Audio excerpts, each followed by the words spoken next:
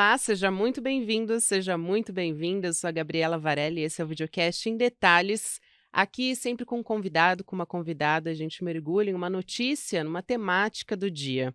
Hoje eu converso com o Benito Schmidt, professor titular do Departamento de História da URGS, que é a Universidade Federal do Rio Grande do Sul, também professor aqui no ICL, nosso parceiro no curso de História do Movimento LGBTQIAP+, no Brasil. Professor, um prazer aqui te receber no Em Detalhes. Obrigada por aceitar nosso convite. Olá, Gabriela. Olá, ouvintes. Um prazer estar aqui com vocês. Bom, a nossa conversa é sobre esse retrocesso que está em curso agora, neste momento, na Câmara dos Deputados, né, uma votação que pode proibir o casamento homoafetivo no Brasil. Então, quero começar desse início, professor. Esse PL tinha sido inicialmente uma iniciativa do Clodovil lá em 2007, né, mas ele foi completamente deturpado. O que que aconteceu? É interessante perceber, né, com essa situação atual, como nós temos que pensar que os direitos nunca estão definitivamente garantidos, né? Todos os grupos minorizados, né, os grupos que sofrem pressões, e isso não só no Brasil, tem que estar permanentemente em alerta contra os retrocessos, contra os pânicos morais. O que aconteceu foi que o projeto, o PL, proposto pelo deputado Clodovil Hernandes lá atrás, e que tinha um sentido, embora o deputado Clodovil fosse um deputado conservador, o primeiro deputado assumidamente gay na Câmara dos Deputados, ele tinha um projeto de legalização das relações homoafetivas, até nessa perspectiva do deputado Clodovil de preservação da família, das crianças. E o que aconteceu foi que vários outros projetos de casamento homoafetivo, como do deputado João Willis, da deputada Érica Cocai, da Marta Suplicy, foram apensados a esse projeto porque são projetos referentes à mesma temática. E eles ficaram todos juntos com o projeto do deputado Clodovil, que foi o primeiro. E, em função de um movimento da bancada conservadora, se deturpou esse significado original do projeto no sentido de proibir as relações homoafetivas. Né? Então, esse projeto que agora está em discussão e que está gerando muita polêmica e muito temor da comunidade LGBTQIAP+, ele foi completamente modificado do seu sentido original pela bancada conservadora para gerar esse retrocesso e esse temor, inclusive, né, de várias pessoas que resolvem oficializar a sua união civil em busca de direitos, não é nenhum privilégio, é simplesmente ter os mesmos direitos que os casais que não são homoafetivos, os casais heterossexuais. Então, o que acontece nesse histórico de tramitação é uma manobra legislativa para que o projeto, inicialmente favorável, perdesse o seu sentido original. E bom, hoje o que a gente tem, a base jurídica para oficializar essas uniões, é uma decisão do Supremo Tribunal Federal lá em 2011, né? E aí essa iniciativa que parte agora do Congresso, ela não gera um conflito jurídico aí também? Totalmente, porque essa decisão de 2011 foi uma decisão unânime do Supremo Tribunal Federal, né? Então, o que já mostra, né, uma certa pacificação do entendimento. Claro que era uma outra composição, talvez hoje, fazer uma brincadeirinha que nós tivéssemos dois votos contrários, De quem né? será? Mas na época foi uma decisão unânime, justamente porque quando o Congresso não toma as medidas necessárias para proteger a sociedade, o STF pode tomar essa iniciativa, como em vários outros assuntos. Então, em 2011, nós temos uma aprovação unânime, e obviamente isso é derivado de uma luta histórica do movimento LGBTQIAP+, né? Não foi uma simples iluminação dos ministros, mas foi uma sensibilidade, uma permeabilidade para uma luta histórica por igualdade de direitos. Eu acho que isso é sempre importante frisar, né? Nunca no sentido de um privilégio. E em 2013, o Conselho Nacional de Justiça obrigou que todos os cartórios realizassem esse tipo de união, porque antes ficava um pouco até a depender, vamos dizer assim, do vínculo religioso, do vínculo moral, né, daquele cartório, da sua direção e assim, do seu proprietário e assim por diante. Mas em 2013 não teve mais possibilidade de não implementar esse direito para os casais homoafetivos que assim requisitassem. Então, a comunidade se sentiu resguardada nesse seu direito, né? Depois nós tivemos outras decisões mais recentes do STF, como a questão da autonomia, né, de gênero, né, que as pessoas trans pudessem ter autonomia na escolha do seu gênero, também a equiparação da homofobia e da transfobia com o racismo. A gente sabe que existe uma distância entre as decisões do Supremo ou os projetos de lei, enfim, e a prática real da sociedade, mas é sempre uma maneira de resguardo de uma comunidade que é historicamente violentada, historicamente invisibilizada, que tem seus direitos pouco levados em conta, né? Mas havia um respaldo jurídico para essas decisões.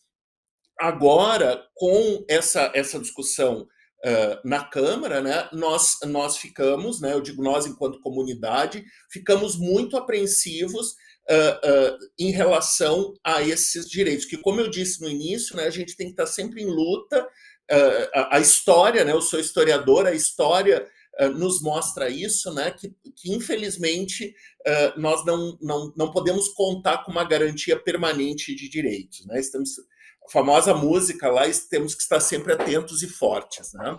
Com certeza, e eu acho que vale a pena trazer também, professor, você como professor de história, inclusive historiador, né, como que foi plantada essa sementinha lá na Constituinte de 88 e foi um início ali dos movimentos sociais, né, inclusive se falava muito pouco, em direitos LGBTQIAP+, e foi um momento ali de que um artigo do que define o casamento, né, permitiu futuramente que se abrisse um precedente jurídico para que essas uniões pudessem acontecer. Então, acho muito interessante a gente também trazer essa perspectiva histórica também. Exato.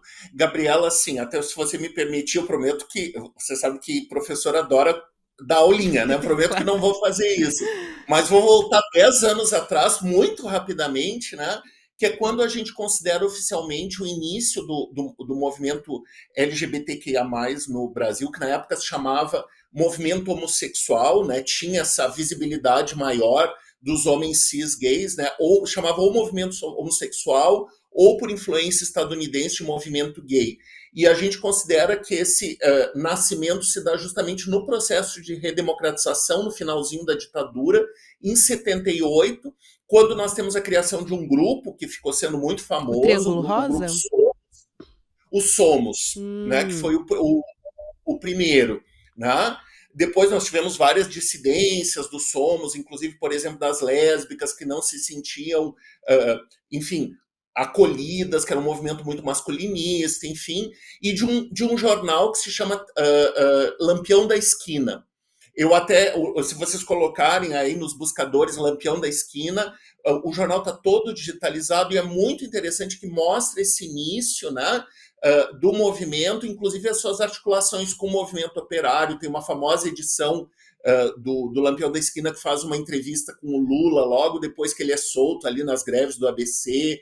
Nós temos também uma tentativa de articulação com o movimento negro, enfim. É E aí, maravilhoso, e ainda inclusive alguns precursores, né, que criaram esse jornal, eles estão aí ainda inclusive, né, é exato, realmente exato, incrível esse trabalho. publicando, é incrível, e as pautas que eles colocavam, que para nós hoje, eu acho que já seriam difíceis de colocar, imagina em 78, ainda durante a ditadura, né?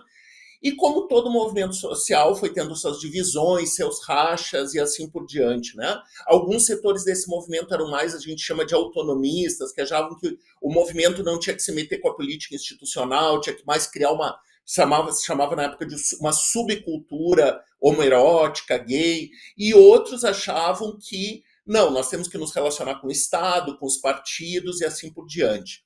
E um desses movimentos do início dos anos 80, que você citou, que é o movimento Triângulo Rosa, né? Aliás, o nome é inspirado no símbolo Triângulo Rosa, que era o distintivo, né, dado pelos nazistas para os prisioneiros gays nos campos de concentração. Nós tínhamos, por exemplo, a estrela de Davi amarela para os judeus, o triângulo vermelho para os prisioneiros políticos, os comunistas, enfim, e o triângulo rosa para os prisioneiros gays, né? Que inclusive nós temos já pesquisas que mostram que eram os prisioneiros mais humilhados, com os piores serviços, que sofriam mais violências, eram justamente, sem querer fazer uma comparação aí das vítimas, mas era um preconceito muito grande, né? Aliás, esses triângulos rosa foram muito invisibilizados na história. É mais recente que nós temos pesquisa. Mas esse grupo brasileiro homenageando essas mártires, né, essas vítimas, se criou um movimento liderado pelo João Mascarenhas de Moraes, que era inclusive um gaúcho, mas que atuava no Rio de Janeiro, começou a fazer essa mobilização tendo em vista a Constituinte. E a Constituinte foi um momento no Brasil de muita disputa, né, aí dos mais diversos temas. A gente teve agora a questão do marco temporal, dos direitos indígenas, dos direitos das mulheres, a questão do aborto, que hoje também, né, retoma a discussão, a ministra Rosa Weber, tudo isso tal. Nós tínhamos a bancada feminina, a bancada indígena com Raoni, nós não tínhamos uma bancada homossexual, mas nós tínhamos um movimento que pressionava por uma, não só a questão do casamento, mas por vários direitos da comunidade LGBTQIAP+. E o João lutou muito nesse sentido, aí nós temos bons estudos que mostram a pressão, aquela coisa, visitar os gabinetes, fazer abaixo-assinados, cartas. Esse é um material precioso, né, porque a gente tem arquivado as cartas que foram enviadas para a Constituinte, né, e várias de movimentos de estados diversificados, né, pedindo que constasse explicitamente contra a discriminação às minorias sexuais e de gênero e uma definição mais larga de casamento que não incluísse entre homem e mulher, né? Mas, infelizmente, nós tivemos aí vários acordões, isso não é de hoje, né? Na redação final da Constituinte, não teve essa precisão de defesa da comunidade. Porém, nós temos um princípio geral, que é o artigo 5º da Constituição, que fala de direitos iguais para todos. Não existia a declinação linguística na época, né? Todos, todas e todos, mas a gente considera que isso está implícito e que, em termos de princípios, a Constituição de 88 garante, sim, a igualdade, a dignidade da pessoa humana. Então, qualquer gesto, né, como essa tramitação agora da direita contra esses direitos, fere princípios constitucionais que a gente julgava consolidados, né, com a Carta Magna de 88. Muito bom. E também foi um movimento também muito forte por parte do lobby do batom, né, das mulheres, e elas estavam muito aliadas aos direitos de minorias de maneira geral, né? Então, direito dos povos indígenas, da população negra, com a Benedita da Silva, que era a única parlamentar constituinte negra e favelada, como ela mesmo se coloca até hoje, porque está no Congresso Nacional até hoje, né? Benedita é uma unanimidade e continua até hoje, né, brigando pelo direito dessas populações que são minorias, não minoria numérica, né, mas nos direitos. Então, muito interessante a gente trazer esse contexto, professor. E, bom, falando sobre esse projeto nesse momento, não deve ter aderência, né, a gente imagina que não vai passar, mas só o fato de a população LGBTQIAP+, ter que passar por isso, mesmo depois de um entendimento do STF, ainda depois o CNJ teve que vir e dizer, olha, gente, os cartórios têm que fazer, não podem se recusar a fazer, ou seja, obrigar, porque mesmo com o entendimento jurídico, ainda tentava se barrar o casamento homoafetivo. Então, desde então, a gente não teve nenhum avanço, porque continua não sendo garantido por uma lei, e ainda tem que ficar, em pleno 2023, atuando para conter essas tentativas de retrocesso, né, ano após ano. E aí eu pergunto, professor, com Bolsonaro, que agora a gente conseguiu superar, né, com novas eleições, mas a gente tem um movimento de extrema-direita muito forte, inclusive um fortalecimento disso no Congresso, né, de um conservadorismo. Você acha que existe uma rearticulação da extrema-direita para enfrentar uma agenda progressista? Quer dizer, isso pode reacender outros debates também do ponto de vista moral? Quanto que isso pode virar ação concreta, né? Porque é isso que nos preocupa. Projeto de lei, o quanto que isso pode realmente mudar direitos que já estão aí conquistados. Não tenho dúvida, e internacionalmente, né? Essa é uma articulação de uma pauta internacional. Por exemplo, agora existe uma grande perseguição nos Estados Unidos às drag queens. Né? As drag queens, que eram um grupo de artistas, né, marginalizadas, e que depois entraram um pouco no mainstream com o programa do RuPaul, e que conseguiram, inclusive em termos profissionais, né, nós temos drag queens que animam festas e tal. Nos Estados Unidos está uma perseguição especificamente a esse grupo, e qual é sempre a justificativa? As nossas crianças.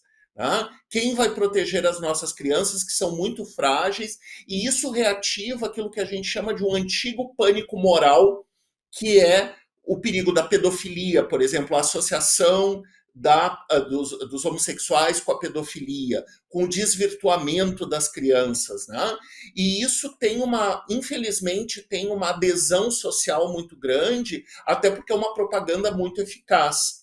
Eu discordo daqueles colegas que dizem, daquelas colegas, que isso é só uma cortina de fumaça para o verdadeiro projeto da direita, que é a questão do neoliberalismo, a questão da fragilização dos direitos dos trabalhadores. Eu acho que não é uma cortina de fumaça. Eu acho que essas questões morais são estruturantes do projeto da nova direita, e talvez o que mais consiga adesão da parte de certos setores da população, marcados aí por uma longa história religiosa. Eu acho que até agora a Igreja Católica está menos reacionária, mas nós sabemos o quanto já foi. Agora, Mas a muitas gente tem um resignações. avanço neopentecostal por outro lado, né?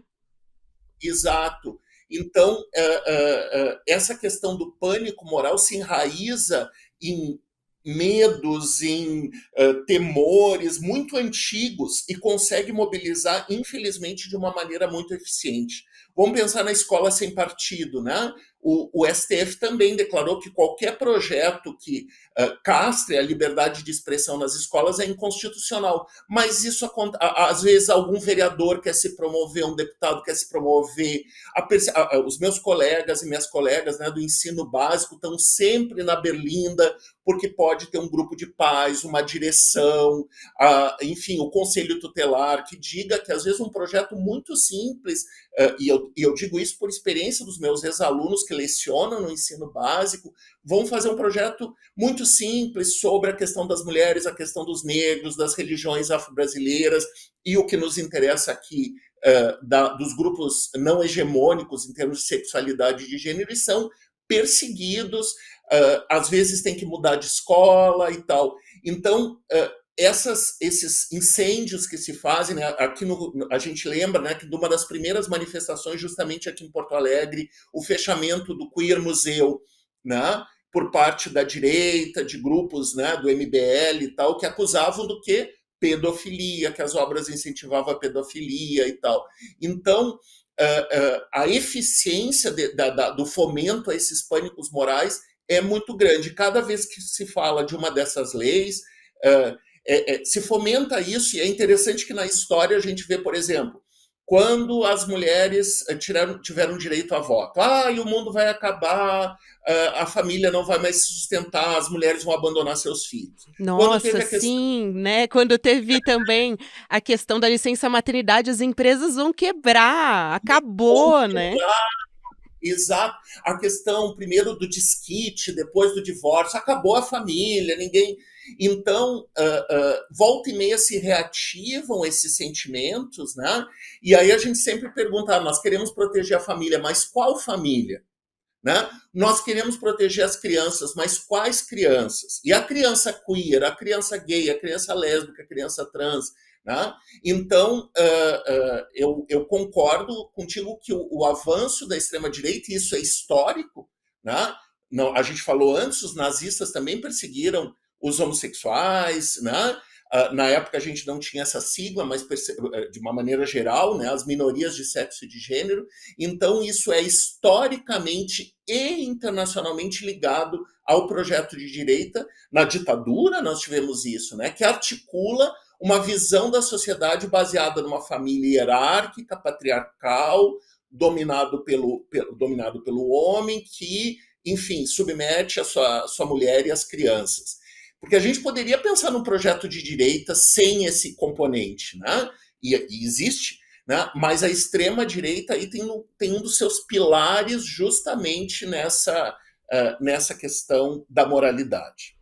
Muito bom, professor. E eu acho que entra na pergunta que eu queria te fazer, de que mesmo que não seja levado a cabo essa discussão, né, só o fato de ser colocado em pauta no Congresso Nacional, se levantar essa possibilidade, voltar essa discussão, sair na imprensa, né, tudo isso, o que que isso gera lá na ponta de discurso de ódio, como você disse, né, de crianças nas escolas, quanto que isso se reflete em violência para a população LGBTQIAP+, também, né? Exato, exato. E a gente tem dados. Claro, nós não temos uma estatística oficial dos crimes com motivação homotransfóbica. Agora, talvez a gente consiga com a equiparação ao crime de racismo, mas a gente sabe que muitos desses crimes, dependendo da classe social, enfim, não são levados dessa forma às delegacias de polícia e assim por diante. Mas mesmo com uma subnotificação, a gente sabe que durante o governo Bolsonaro, esses crimes cresceram. Né? E então existe essa relação que, como você disse, mesmo que isso não seja acolhido por tribunais superiores, às vezes até num tribunal de primeira instância mais local, isso cria problemas porque esse professor ou essa pessoa tem que ter despesas financeiras e tal para contratar um advogado para responder. E aí nós vamos ter como consequência disso, no âmbito da educação, em outros âmbitos, a famosa autocensura. Né? É óbvio que um professor que já ganha pouco e tal vai dizer, olha, eu não vou falar desse assunto que eu vou me incomodar, né? E que, dependendo da E que direção da pode, escola, retaliação mesmo, né? exato, uma exposição, às vezes, em municípios menores, como eu disse, alguém tentando se promover num vereador, alguém que tem pretensões políticas, que é o caso muitas vezes. E o que a gente vê na Câmara e Federal é que muitos deputados com pouca expressão em pautas importantes, né, utilizam essa performance aí de defensores da família, sempre a pergunta, né, qual família, de defensores das crianças, né, e um pouco preservando, entre aspas, a sociedade de uma decadência moral, e esse discurso, a gente muda uma palavrinha ou outra, é recorrente na história ocidental das sociedades ocidentais. E também pergunto, Benito, como essa discussão está enfrentando retrocessos em outros países, né? Também acredito com a ascensão da extrema-direita em relação ao casamento homoafetivo, outras pautas também. Mas falando especificamente sobre isso, na Itália, por exemplo, o governo está tirando o nome dos pais dos documentos das crianças, né? Eu fiquei horrorizada quando isso saiu, de casais homoafetivos. Isso saiu em março, né, desse ano. Então, quanto à falta de clareza na legislação, como acontece com a gente no Brasil, é perigosa e abre um precedente, né? Exato, esse caso da Itália foi chocante, né? Porque a primeira-ministra italiana de extrema-direita proibiu as adoções e depois teve um aspecto ainda retrospectivo das crianças não poderem ter o nome dos pais. Né? Nos Estados Unidos eu falei também da questão da perseguição às drags, né? Mas há vários outros grupos, e aí no caso dos Estados Unidos depende do Estado, e nós temos uma Suprema Corte Conservadora que retroagiu, inclusive, na questão do aborto. Né? Então, tem um autor inglês, um historiador que se chama Thompson, Edward Thompson, já falecido, e ele usa uma expressão muito interessante que ele diz que a lei é um campo de disputas, o direito é um campo de disputas. Claro que tem um lado técnico e que exige uma formação super especializada, mas o direito é sempre político também e depende da conformação dos grupos naquela sociedade. Né? Então, esse projeto da extrema-direita, como eu disse antes, é um projeto internacional, um projeto muito organizado, tanto em termos de conteúdo quanto de forma, e isso, bom, você sabe muito bem, comento várias vezes nos programas do ICL, né, como uma mensagem que às vezes é dada, começa na Hungria, depois é na Itália, depois são os grupos de extrema-direita nos Estados Unidos, aí é no Brasil, agora a Argentina, que já tinha feito conquistas importantíssimas dos direitos reprodutivos e dos direitos LGBT, a gente tem risco de retrocessos depois da próxima eleição, né? Então isso é muito articulado, claro que com ênfases diferentes, né? Então, por exemplo, na Europa, a questão da imigração, aqui no Brasil, a questão do racismo religioso, das religiões afro, enfim, e como isso, com essas cores locais, mas tem uma mensagem aí comum a todos esses discursos, né? Sem dúvida, professor Benito Schmidt, professor titular do Departamento de História da URGS, professor também aqui do ICL, um grande parceiro nosso no curso de História do Movimento LGBTQIAP+, no Brasil. Um prazer enorme te ouvir, uma verdadeira aula, prazer te conhecer também, a gente ainda não tinha conversado, né, professor? Um abraço grande, seja sempre muito bem-vindo aqui ao Em Detalhes, viu?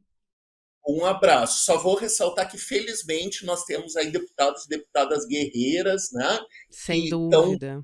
inclusive, da bancada, não, ele não é da bancada evangélica, mas evangélicos como o pastor Henrique Vieira, deputadas trans, como a deputada Erika Hilton, a Duda Salamberti, que estão ali fazendo um excelente papel, e a gente às vezes diz, é uma pauta identitária. Não, esse tipo de fortalecimento de direitos fortalece a democracia para todos, todas e todos. Não é uma questão exclusiva de um grupo. É um jeito de pensar uma cidadania largada e efetivamente democrática no país. É isso. E que fere a todos nós, né? Então, exato, é uma luta de importantíssimo. todo mundo, né? Muito obrigada, professor. Um abraço enorme. Um abraço, obrigado. Bom, o Videocast em Detalhes fica por aqui. O próximo episódio vai ao ar às 10h30 da manhã, ao vivo no YouTube, por onde você acompanha toda a programação do ICL Notícias, sempre de segunda a sexta-feira. E você também pode acompanhar o Em Detalhes nas plataformas de áudio a partir das 6, 7 horas da manhã. Para você que acorda cedo, o episódio já está disponível. Para quem acompanha agora essa transmissão ao vivo no YouTube, você fica agora com o Videocast Mercado e Investimentos, com o André Campedelli e a Débora Maganha, e às 6 horas da noite com o ICL Notícias, segunda edição. Também atualizo sobre a palestra gratuita com Monja Cohen, caso você tenha se esquecido. Ela vai conversar com o Eduardo Moreira. Faltam só 2 dias para essa palestra acontecer. Como vencer a ansiedade e o estresse. Então você confere no dia 28 de setembro, às 8 horas da noite. Inscreva-se em icl.com.br/em detalhes. Um beijo para você e até a próxima. Ela tem ajudado a desmistificar estigmas e a combater a intolerância religiosa num país onde isso é um verdadeiro problema. As armas que ela usa, os ensinamentos budistas e o amor. Monja Cohen vai dar uma palestra incrível para o Instituto Conhecimento Liberta no dia 28 de setembro. Como vencer o estresse e a ansiedade. Para você se inscrever nessa aula que vai acontecer às 8 horas no horário de Brasília, é só clicar no link aqui em cima ou aqui embaixo e gratuitamente participar. Se inscreve agora e no dia 28 de setembro a gente vai estar junto para aprender com essa super pessoa que é Monja Cohen. Olá, eu sou a professora Carolina Casarim, do curso Moda e Modernismo no Brasil, e nas nossas aulas você vai aprender um pouco sobre a história do modernismo no Brasil, a história da moda, as relações entre moda e modernismo e a importância da aparência não só para o modernismo, mas para a gente de maneira geral no nosso dia a dia. Por que é importante a gente entender sobre a história das roupas? Por que é importante a gente ter consciência do valor político que a aparência tem e que os nossos modos de vestir têm? Mas além disso, você vai aprender muito mais. Te espero lá! Oi, eu sou Heitor Barsalini, professor do curso A História da Alimentação no Brasil, aqui na plataforma do Instituto Conhecimento Liberta. Nesse curso, a gente dá um panorama geral do que foi a alimentação ancestral indígena brasileira um pouquinho antes da chegada dos colonizadores ibéricos e como essa alimentação foi se transformando a partir das fusões culturais entre os elementos que os ibéricos trouxeram e o que os indígenas brasileiros já consumiam de proteínas, de vegetais, as suas principais fontes de carboidrato. Esse e mais outros 200 cursos estão disponíveis a todos os membros do ICL. Então espero você para o nosso curso A História da Alimentação no Brasil.